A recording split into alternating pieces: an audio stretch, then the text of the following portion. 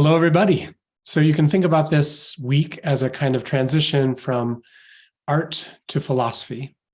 And this is all against the background of the Greek question.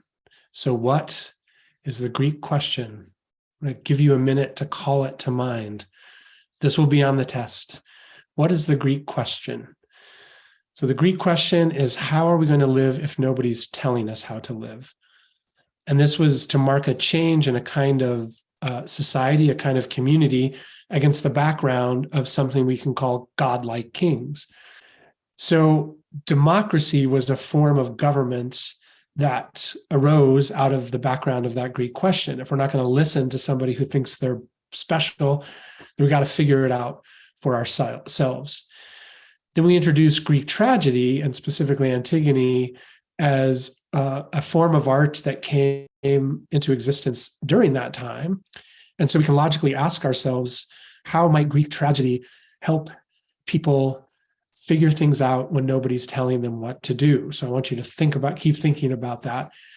Maybe even as you work on your essay, you could be thinking about what problem is Greek tragedy solving for a community that's going to figure things out for themselves.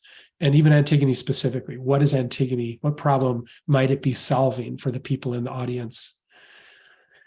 At the same time as tragic theater, there's the rise of something we call philosophy in a more narrow sense. We use that word philosophy at the start of the course to just mean love of wisdom in general. And it does mean that in its broadest sense.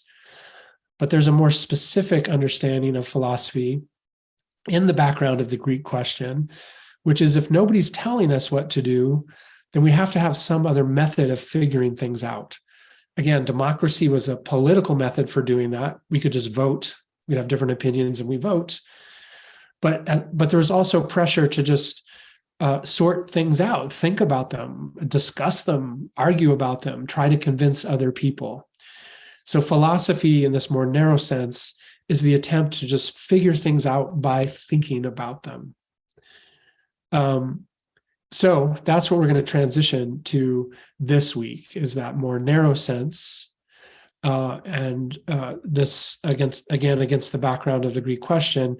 If nobody's going to tell us what to do, let's come up with ways to figure things out. And philosophy in ancient Athens was one of the answers to that question. So in the next little mini lecture, you're going to learn a lot more about Plato and Socrates, the author of the text this week and the main character in that text. So I'll end this mini lecture here. Thanks.